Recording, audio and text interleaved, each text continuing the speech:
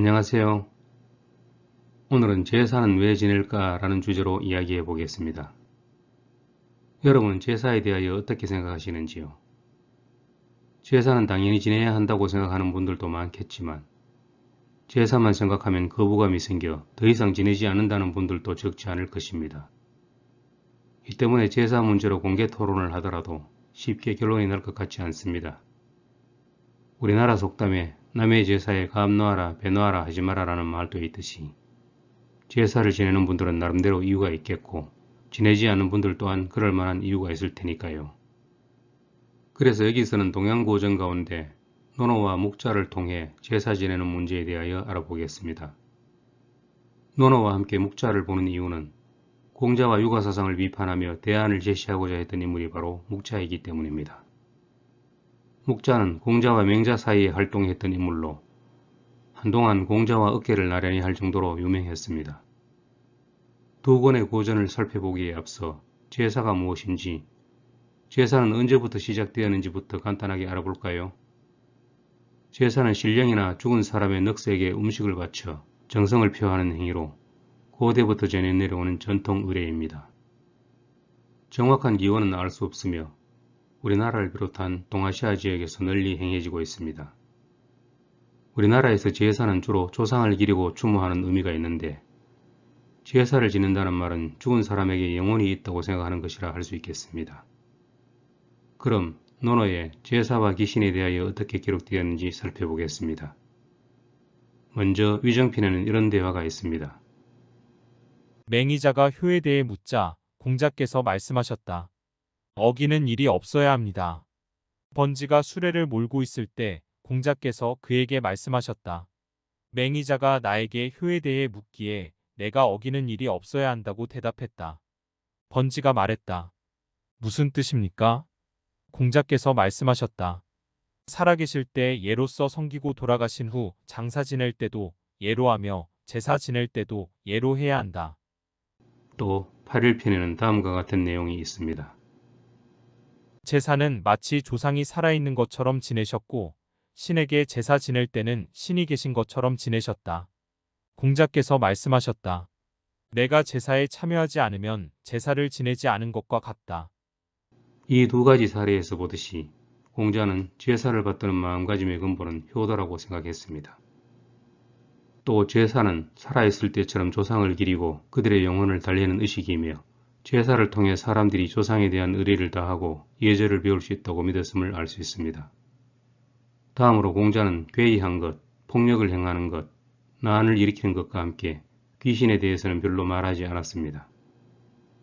번지가 지혜에 대해 묻자 공자는 백성이 올바른 도의를 지키도록 힘쓰고 귀신을 공경하되 멀리하면 지혜롭다라고 했고 자로가 귀신 섬기는 것을 묻자 사람도 섬기지 못하는데 어찌 귀신을 섬길 수 있겠느냐라고 대답했습니다. 공자는 귀신의 존재를 인정하긴 했지만 섬기는 대상으로 보지는 않았습니다. 그렇다면 공자를 비판했던 묵자는 제사와 귀신에 대하여 어떤 말을 했을까요? 그것을 설명하기 전에 묵자 스스로 실천했고 제자들과 그 당시 사람들에게 말하기도 했던 묵자 사상의 핵심 내용을 알아보겠습니다. 다음은 묵자 노문편에서 묵자가 제자와 나눈 대화입니다. 제자인 위월이 물었다. 선생님께서는 사방의 군주를 만나면 무엇을 먼저 말하십니까? 묵자가 대답하였다. 어느 나라고 그 나라에 들어가면 긴박한 일부터 골라 처리한다. 만일 나라가 혼란해지면 먼저 상현과 상동의 도리를 말한다. 만일 나라가 빈궁해지면 절용과 절장의 도리를 이야기한다. 만일 나라가 음악과 술에 빠져 있으면 비악과 비명에 대해 이야기한다. 만일 나라가 음란하고 무례하다면 하늘을 존경하고 귀신을 받들라고 이야기한다. 만일 국가가 다른 나라를 속이고 약탈하고 침략하고 능멸한다면 겸해 비공의 도리를 이야기한다. 그래서 긴박한 일부터 골라 처리한다고 말한 것이다. 각 나라가 처한 상황을 진단한 후 나라 다스리는 방책을 제시한 것을 보면 마치 의사가 환자를 진료하고 처방을 내리는 것과 같습니다. 이 대화에서 눈여겨볼 대목은 묵자가 말한 10가지 도리입니다. 흔히 묵가 14, 묵가 10논 또는 묵가의 10대 구호라고 합니다. 목자는 현명한 사람을 숭상한다는 상현, 윗사람을 높이고 화합한다는 상동 등 다른 8가지 도리와 함께 하늘을 존경하고 귀신을 받들라고 했습니다. 하늘을 존중하는 것은 천지, 귀신을 받드는 것은 명귀입니다. 이 10가지 도리는 목자 71편 가운데 제8편부터 제37편까지 30편을 차지합니다. 목가 14 가운데 명귀는 귀신의 존재를 밝힌다는 뜻입니다. 왜 귀신의 존재를 밝히려고 했을까요? 목자는 세상이 어지러워진 까닭은 사람들이 귀신의 존재에 의해 의심을 품어 귀신이 현명한 사람에겐 상을 주고 난폭한 자에겐 벌을 준다는 것을 알지 못했기 때문이라고 합니다. 그래서 목자는 귀신의 존재를 입증하기 위해 주나라 선왕, 진나라 목공 등의 이야기를 사례로 들었습니다. 이를테면 주나라 선왕은 아무 죄 없는 사람을 사형시켰는데 3년 후 죽은 사람이 나타나 선왕을 활로 쏴서 죽이는 광경을 많은 사람이 보았고 그 일이 주나라 역사책에도 기록되었다고 말했습니다. 목자는 아무리 깊은 계곡, 광대한 산림, 사람이 살지 않는 그 간 곳에서라도 행실을 삼가고 조심하지 않을 수 없다. 귀신은 분명히 있어 인간의 모든 행위를 감시하고 있다 라고 말했습니다. 또 귀신의 존재에 여전히 의문을 품는 질문에 대해서는 시경과 서경에 나오는 구절들을 인용하면서 설명했습니다.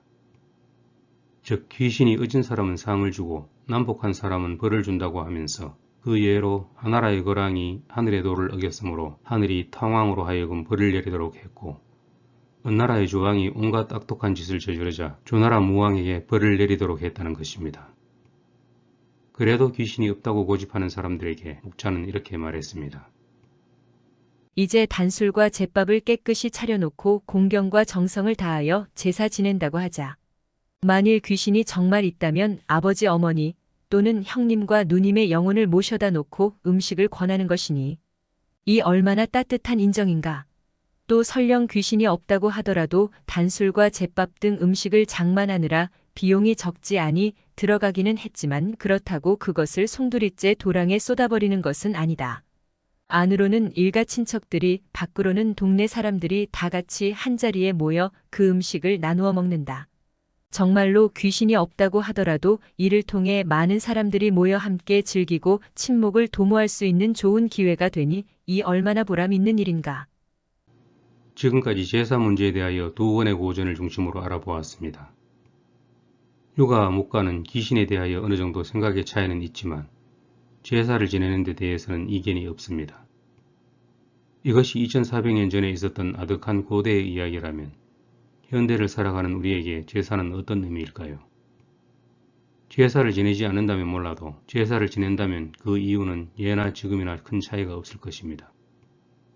마지막으로 제사의 의의를 해설한 예기 제2편의 앞부분을 소개하고 오늘 이야기를 마치겠습니다. 어떤 제사든지 자주 지낼 것이 못 된다. 자주 지내면 번잡하고 번잡하면 공경하는 마음이 가벼워진다.